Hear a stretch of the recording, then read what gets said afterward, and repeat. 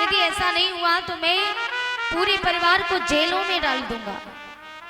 और ये पत्र लिख करके अक्रूर के हाथों में दिया। अक्रूर पत्र को लेकर के जिस समय वृंदावन में पहुंचे, बाबा नंद के हाथों में पत्र दिया। बाबा नंद ने पत्र खोल करके पढ़ा तो रोने लगे, आंखों से अश्रुधारा बहने लगे। आज मैया को मालूम पड़ा कि बाबा रो रहे हैं तो बाबा के पास में मैया पहुंची। नंद जी, आज आपकी आंखों में आंसू क्यों? क्या बात है, आप क्यों रो रहे हो? बाबा नंद ने जैसे ही पत्र खोल करके दिखाया, मैया यशोदा ने पत्र खोल के पढ़ा तो मैया यशोदा रोने लगी। आज भगवान ने मैया के रोने की आवाज सुनी, दौड़े दौड़े मैया के पास में पहुंचे। मैया से जाके कहा, मैया तेने मेरे कारण उलाने सही। मैया, आज मैंने तेरी आंखों में आंसू, और वो भी ये दुख भरे आंसू। माँ, क्या बात है? कौन सी बात ऐसी है जो तुझे खाई जा रही है? माँ, अपने पुत्र को बताओ। तेने मेरे कारण उल्हाने सहे, दिल ने कहूँ नाही निठुरता धारी। हे मैया, हमरी हट हेट अनेक सही, सुन ले जसुमती मेरी महतारी। अरे मैया, मेरी गलतियों को तूने देखा। सखियां उलाहना लेकर के आती तब भी मैंने तेरी आंखों में इतने आंसू नहीं देखे, लेकिन आज तेरी आंखों में ये आंसू। हमरी हट हेट अनेक सही, सुन ले जसुमती मेरी महतारी। 100 जन्म धरे तो ना मिले, हम सो लड़का तुम सी महता।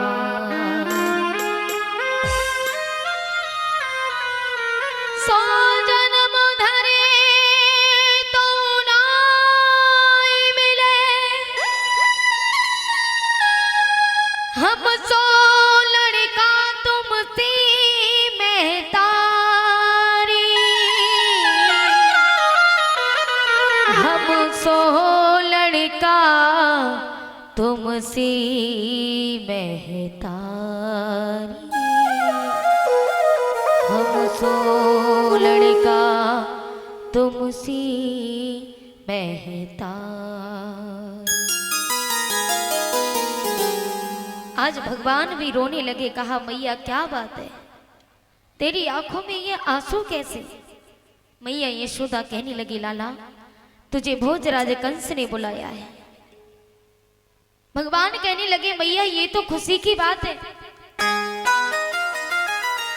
यदि मेरे मामा ने मुझे आमंत्रित किया है, मेरे मामा ने मुझे बुलाया है, तो मैं अवश्य जाऊंगा। मैया मुझे आशीर्वाद दो। आज मैया की आंखों में आंसू भर आए। मैया कहने लगी, लाला अगर तू खेलने भी निकल जाता, एक पल तुझे देखे बिना तेरी मैया रह नहीं पाती, और आज तू मुझे छोड़ के जाने की बात करता है। तेरे बगैर कैसे जिऊंगी?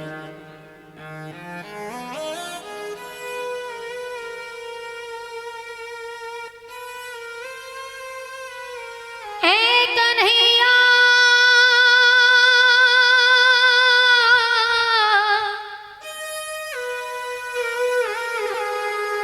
ना जा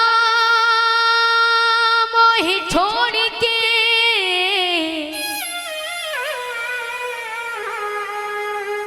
तेरी मैया रोए रोए मर जाए,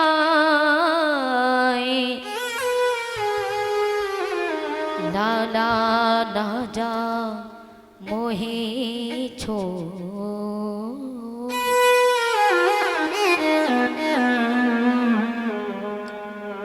आज यशोदा मैया का रो रो के हाल बुरा है। रो रो के कहती है कि मुझे यदि तू छोड़ के चला गया तो मैं तेरे बगैर कैसे रहूं।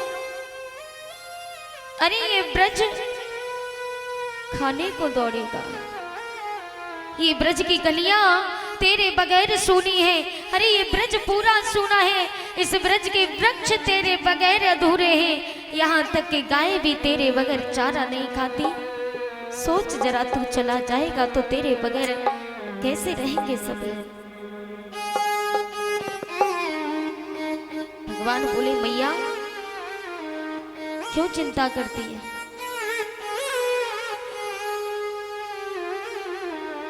मैं बहुत जल्दी लौट के आ जाऊंगा। मैया मैं परसों लौट करके आ जाऊंगा।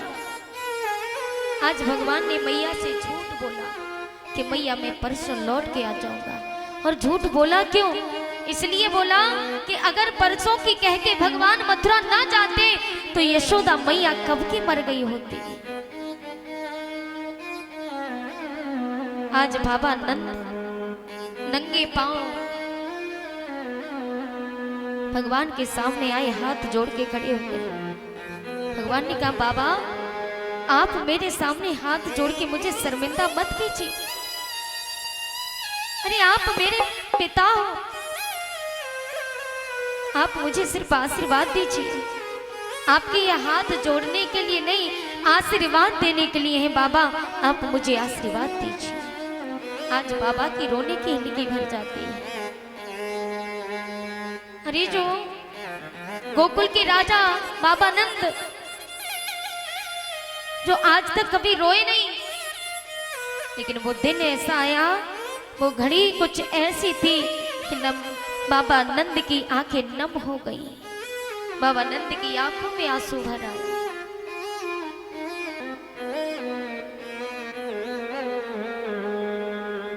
कन्हुआ कहे कहे बोलत बाबा, आज बाबा कन्हुआ कह कह करके बुलाते थे भगवान को कि कन्हुआ कहे कहे बोलत बाबा।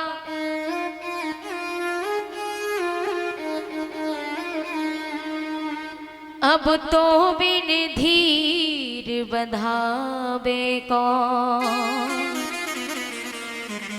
जा ब्रज को रखवालो श्याम,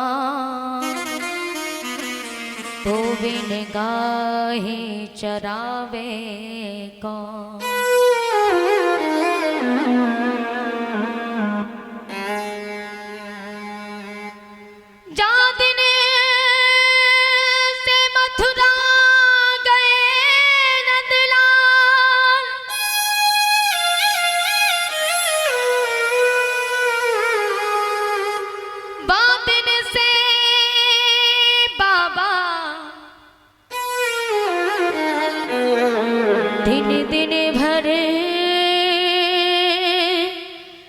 रह रह आवे ख्याल,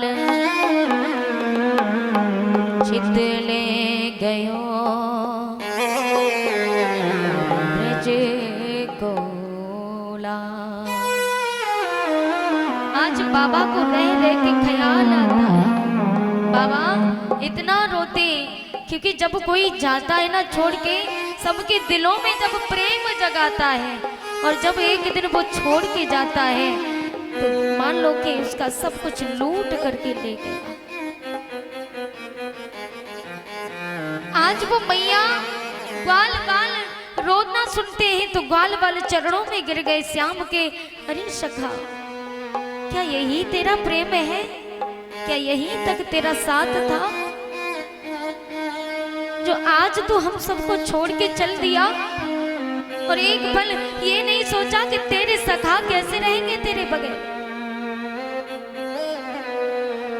रह रहे आबे ख्याल मोहि श्याम, अब गो मोहि माखन नित रोज खिलावे।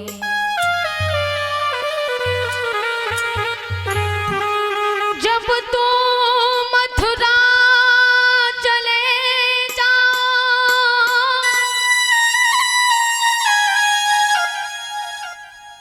तो नित उठे माखन कौन खिलावे।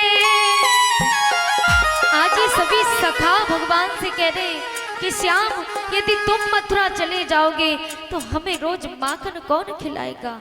रोज नया माखन जो आप मुझे खिलाते, लेकिन हम सभी सखा श्याम जानते हो जब एक टोली बनाएंगे उस समय जब तुम नहीं होगे टोली में तो उस समय ये टोली सूनी पड़ जाएगी।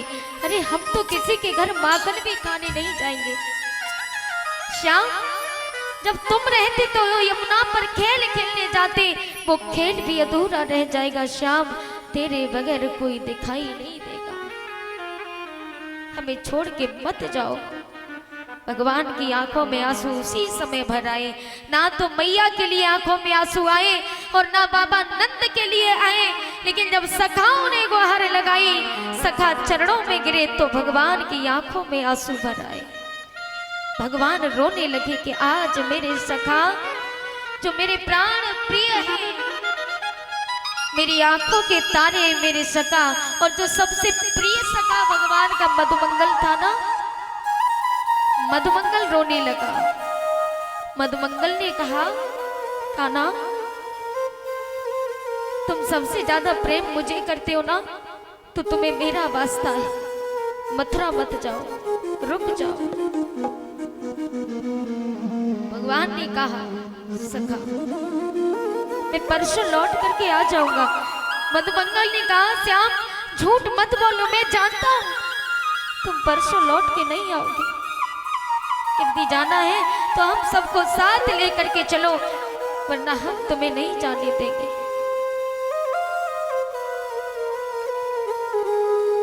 कान्हा सब सखन समझा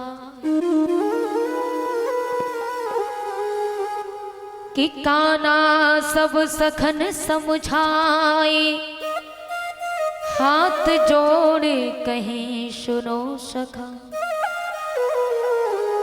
मैं मथुरा आज जाऊंगा, परसों लौट नित आए।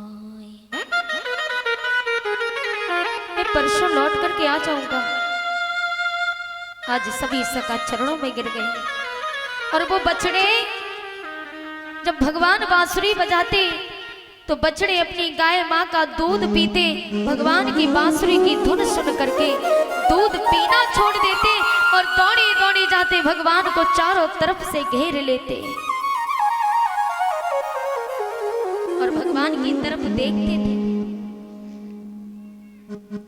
भगवान बांसुरी बजाना बंद कर देते तो ऐसे देखते मानो ये कहना चाह रहे हो कि श्याम बांसुरी बजाना बंद क्यों कर दिया, अरे बजाओ ना।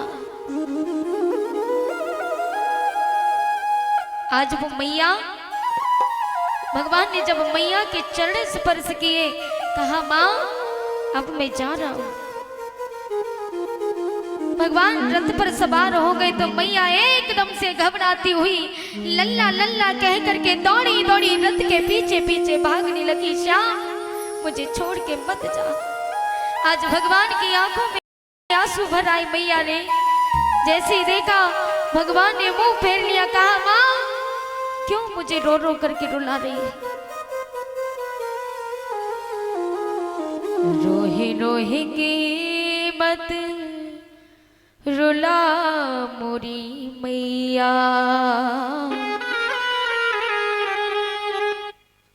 आज भगवान मैया से कहते, मैया तू जानती है कि मैं सबसे ज्यादा प्रेम तुझसे करता हूं, क्योंकि तू मेरी माँ है।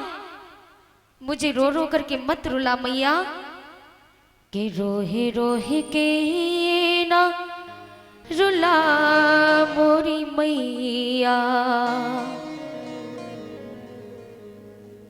मैं परसों लौट के आऊंगा। हे भैया, मैं सत्य कह रहा हूं, मैं परसों लौट के आ जाऊंगा। मैया ने कहा लल्ला मैं तेरी मैया हूं, मैं सब जानती हूँ कि तू परसों लौट के नहीं आएगा। अरे जब भगवान सखाओं के साथ खेलने भी जाते तो माँ पूरे वृंदावन की गलियों को खोजती, अरे सखी मेरे लल्ला देखो, अरे बहन मेरे लल्ला को देखो। लेकिन आज वो माँ कैसे रहेगी? तो भगवान उस मैया को छोड़ के ही जा रहे हैं।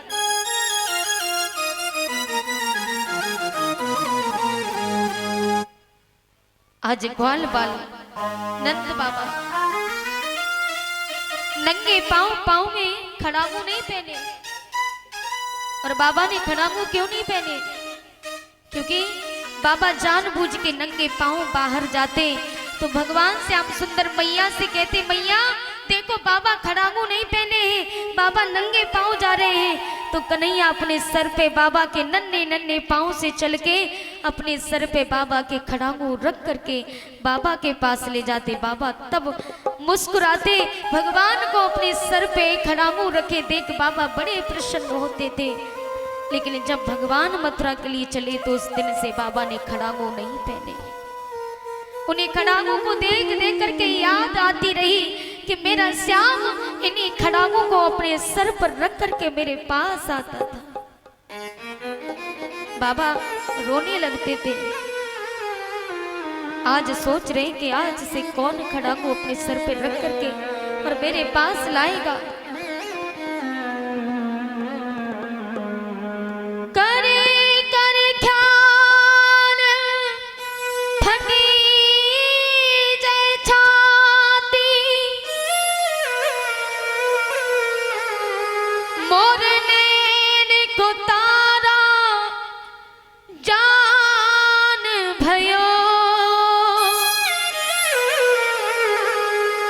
बाबा की आंखें भर आई,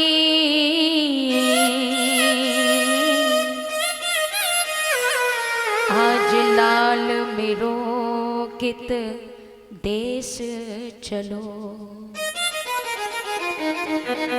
बाबा की आंखें भर आई,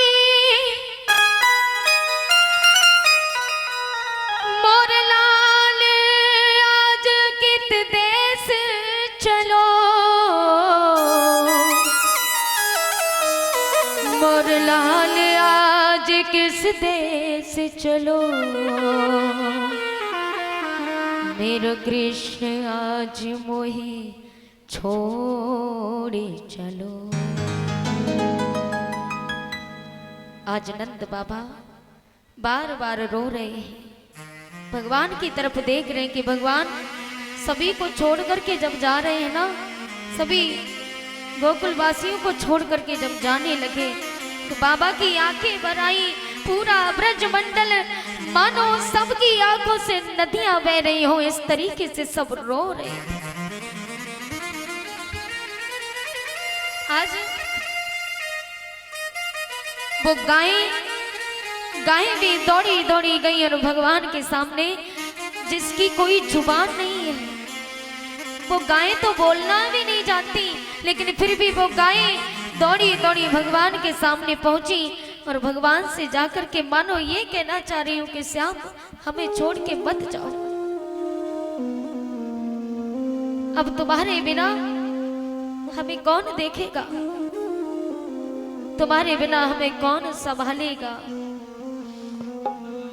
आज भगवान सभी को धैर्य बंधाते हैं, सभी से कहते हैं कि मत रोइए। भगवान श्याम सुंदर जब मथुरा जाने लगे तो सभी गोपियां आज रोने लगती हैं। वो गोपियां जो भगवान को अपने प्राणों से ज्यादा चाहती थी, अपने प्राणों से ज्यादा प्रेम करती थी, आज वो गोपियां रोने लगी।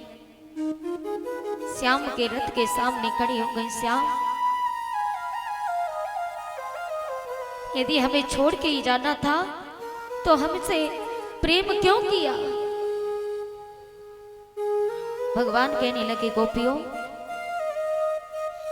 तुम भी ऐसी बातें करती हो। सभी को रोता छोड़ करके भगवान जब मथुरा के लिए आगे बढ़े तो राधा को पता चला कि राधा सुनती है कि मेरा श्याम मुझे छोड़ करके जा रहा है। दौड़ी दौड़ी ब्रज में पहुंची। सभी गोपियों को रोता देखकर राधा ने कहा, अरे गोपियों, तुम पागल हो जो उस छलिया के लिए रो रही हो। गोपियों ने कहा कि राधा, अगर हम पागल हैं तो हमसे पहले तो तू पागल है जो उस छलिया को अपना दिल दे बैठी। जैसे ही राधा ने ये बात सुनी तो राधा के आंसू नहीं रुके और रोने लगी और दौड़ी दौड़ी श्याम सुंदर के रथ के सामने पहुंच गई।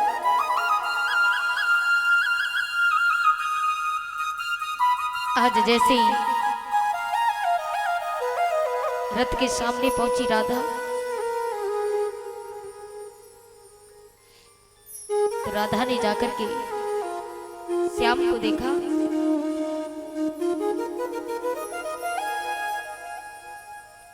आन भयो राधा को जैसे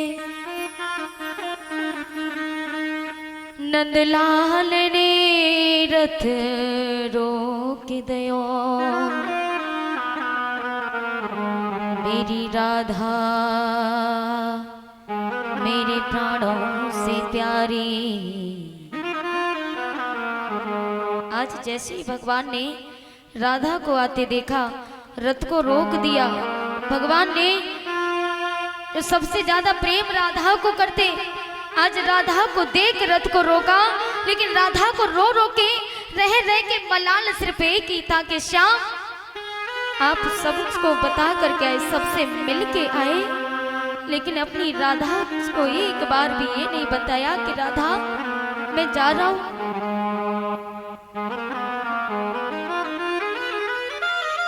राधा बोली, सुनो श्याम, याद करो वो मधुबन मिलना। याद करो।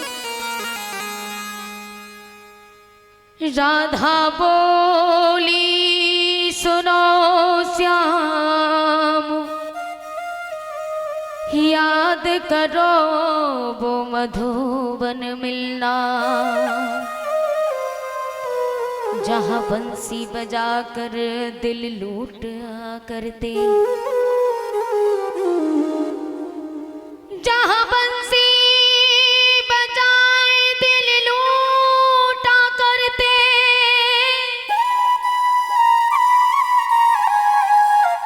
उस मधुबन को तुम याद करो, उस मधुबन को तुम याद करो, उस मधुबन को तुम याद करो।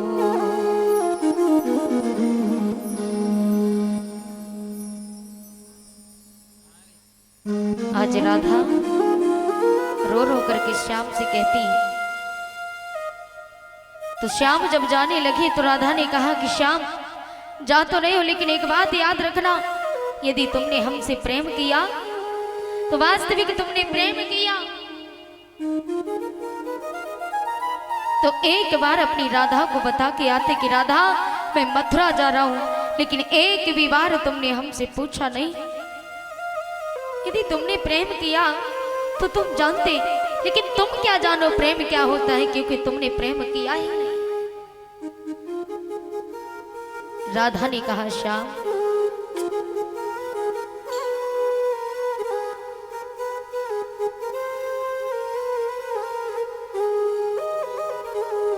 एक बार तो राधा बन करे देखो मेरी सावरिया। राधा यूं रो रो कहे, राधा यूं रो रो कहे।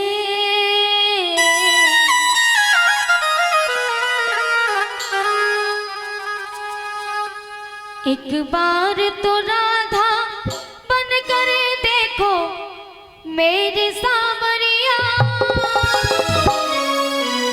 राधा यूं रो रो कहे, राधा यूं रो रो कहे।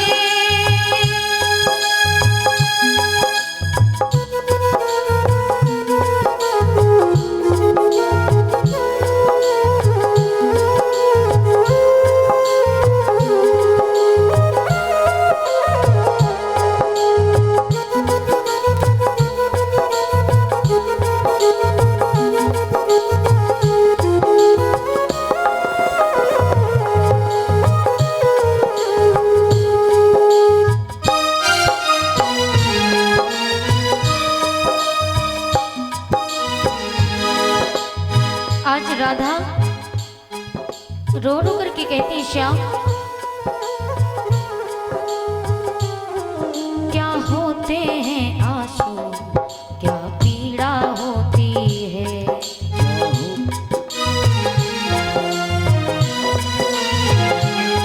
क्या होते हैं आंसू, क्या पीड़ा होती है। क्या होते हैं आंसू, क्या पीड़ा होती है। क्यों दर्द उठता है, क्यों आंखें रोती है। क्यों दर्द उठता है, क्यों आंखें रोती है। एक बार तो आंसू बहा कर देखो मेरे सावरिया। राधा यूं रो रो कहे, राधा यूं रो रो कहे।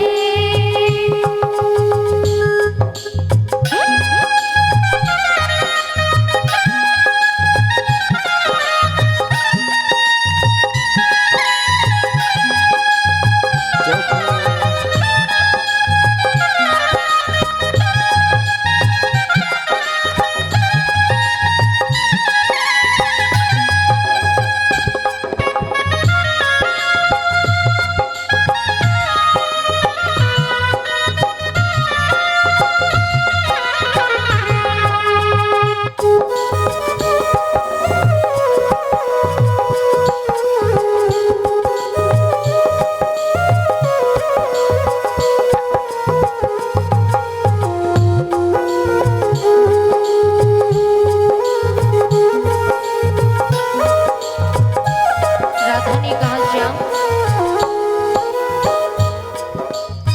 छोड़ के न जा मेरे श्याम, छोड़ के न जा मेरे श्याम। तेरी राधा पुकारे तेरा नाम, तेरी राधा पुकारे तेरा नाम। राधा पुकारे तेरा नाम। छोड़ के न जा मेरे श्याम, छोड़ के न जा मेरे श्याम।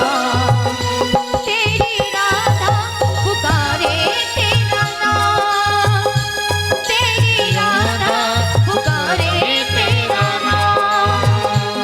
मेरे श्याम मेरे श्याम मेरे श्याम मेरे श्याम। तेरी राधा पुकारे तेरा नाम, ओ तेरी राधा पुकारे तेरा श्याम। तेरी राधा पुकारे तेरा श्याम।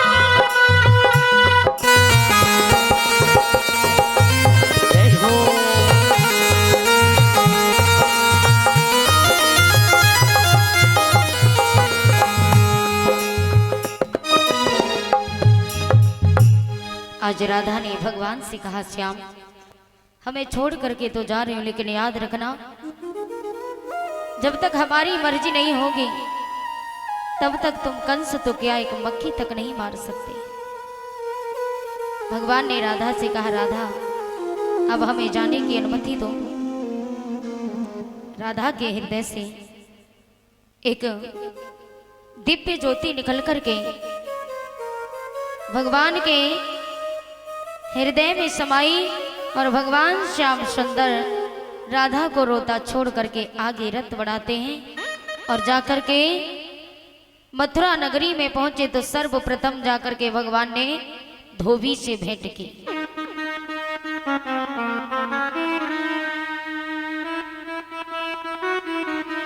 धोबी दारू के नशे में रहता था, बहुत दारू पीता था। भगवान श्याम सुंदर ने धोबी से जाके वस्त्र मांगे तो धोबी भगवान को गालियां देने लगा।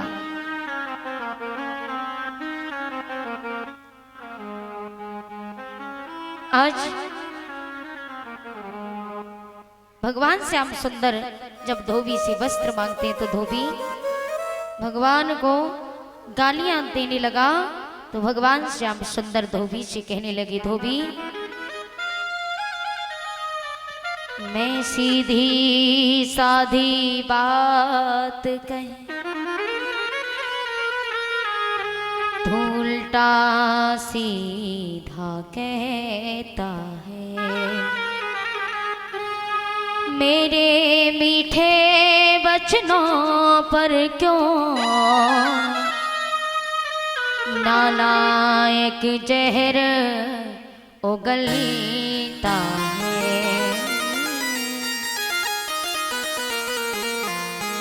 ये बात भगवान कह रहे कि धोबी मैं तुझसे इतने प्रेम से बतला रहा हूं, लेकिन तू कि मैं सीधी सादी बात कहे तू उल्टा सीधा कहता है। मेरे मीठे बचनों पर क्यों नालायक जहर उगलता है।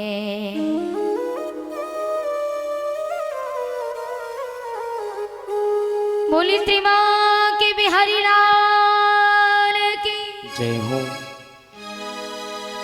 दाऊ भैया खड़े पास में। दाऊ भैया ने कहा, कन्हैया तुम पीछे हटो, इस धोबी का वध मैं अभी करता हूं।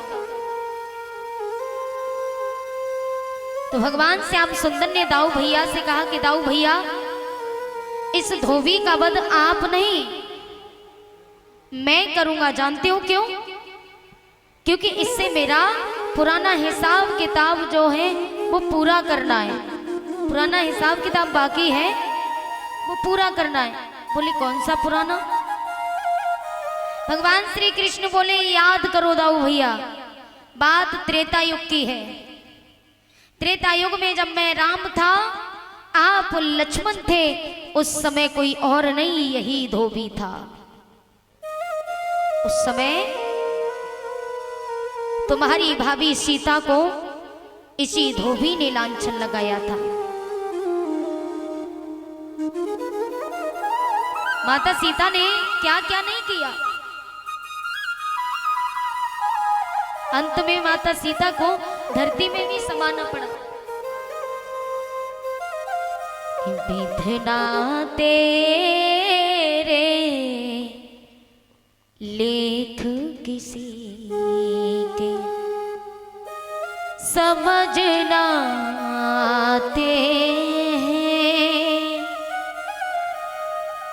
राम सिया युग युग के साथी बिछड़े जाते हैं।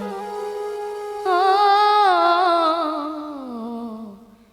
विधना तेरे लेख किसी के समझ न आते हैं। राम सिया युग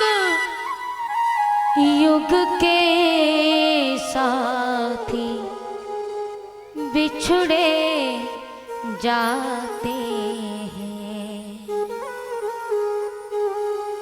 जो युगों युगों से राम सीता की जोड़ी चली आ रही, लेकिन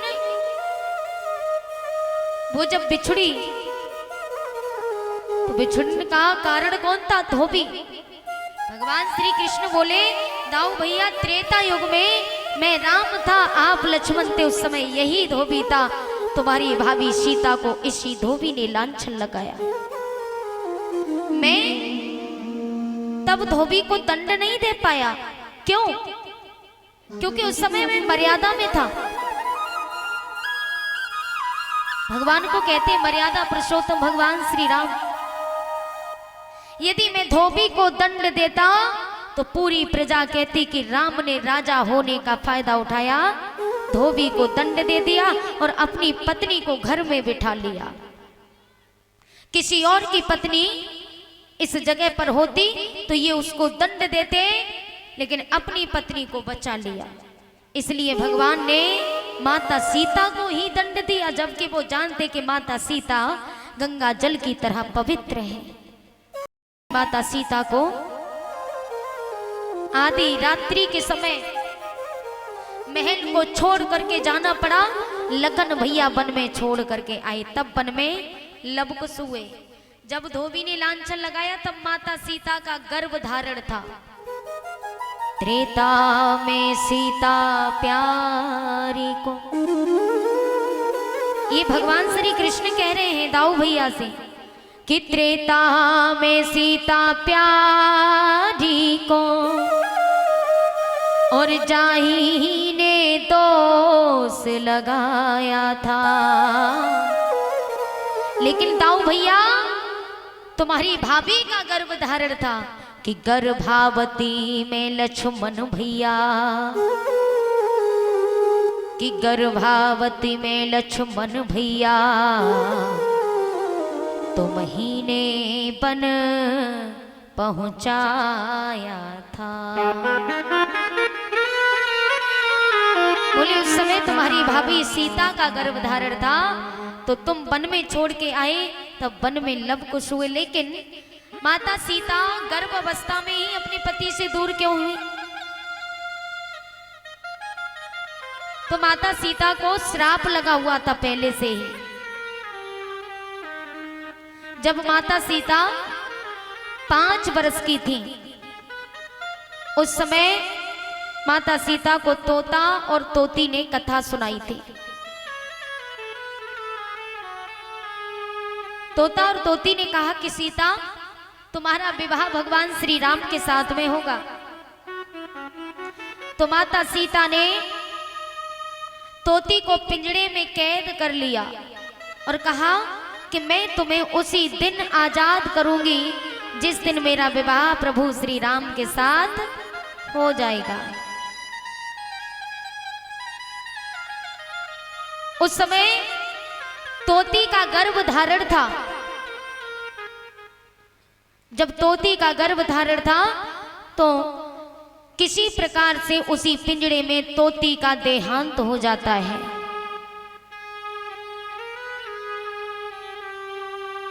तोती की मृत्यु हो जाती है। तो माता सीता उस तोती को लेकर के अपनी बगिया में दाह संस्कार करने के लिए जाती हैं। तो उसी बगिया में तोते ने देखा कि मेरी पत्नी इस दुनिया में नहीं रही, मेरी पत्नी का देहांत हो गया है। तो उसी समय तोता ने आकर के माता सीता को श्राप दे दिया कि हे सीता, आज तुम्हारे कारण, तुम्हारी वजह से मेरी पत्नी गर्भ अवस्था में मुझसे दूर हो गई, इसलिए मैं भी तुम्हें ये श्राप देता हूं कि तुम भी अपने पति से गर्भ अवस्था में दूर हो जाओगी। तो माता सीता को ये श्राप लगा हुआ था, इसलिए माता सीता गर्भ अवस्था में अपने पति से दूर हो गई। भगवान श्री कृष्ण कहने लगे, दाऊ भैया ये वही धोबी है, अब मैं इसका वध करूंगा। आगे बढ़ के नाथ ने भगवान श्री कृष्ण आगे बढ़े और पिछले जन्म का बदला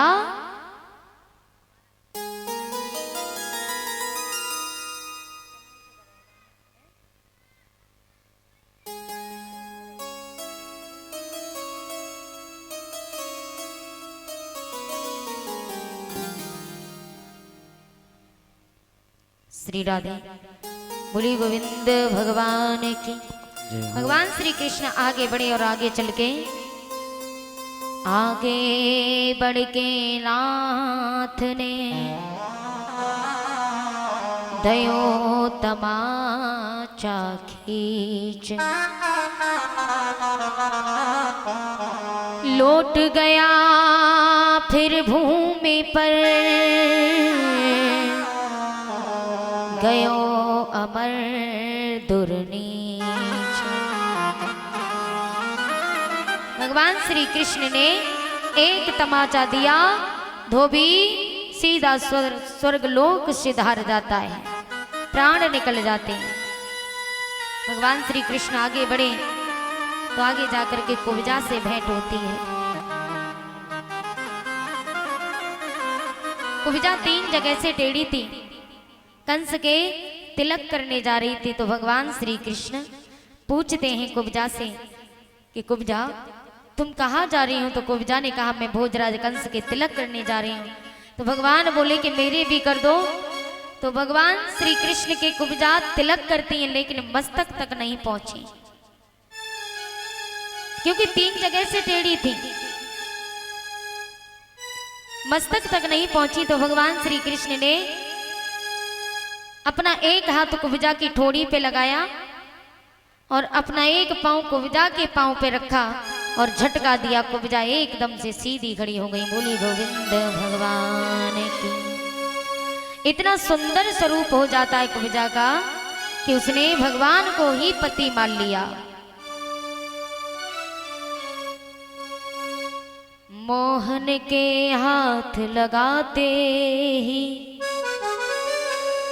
कुबड़ी मिट के छविमान भई, हट गया एकाएक पर्दा सा, वो दासी देवी समान भई। देवी के समान कुब्जा बन जाती है। भगवान श्री कृष्ण आगे बढ़े, कुबलिया पीड़ हाथी कंस ने खड़ा कर दिया भगवान को मारने के लिए।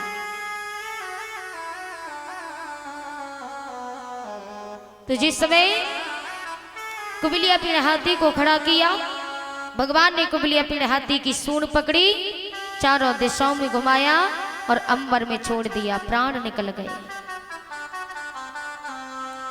मुष्टिक चारूर नाम के पहलवान थे, उनका भी भगवान ने वध किया।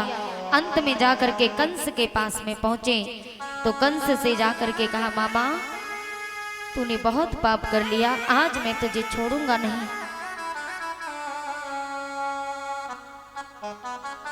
और कहा जाकर के कि मामा याद करो, करबा दिन की याद मात मेरी, रथ में से खिंचवाई, केस पकड़े के मात देव की, रथ से लई गिराई। भगवान ने कहा मामा याद करो, एक एक दिना मामा मेरे हम। आज भगवान कह रहे हैं कि मामा याद करो कि एक एक दिना मामा मेरे हम, तुमको रहेगी नाई,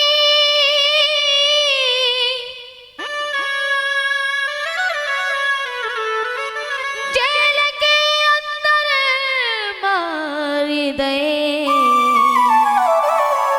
तेने छेऊ मेरे भाई।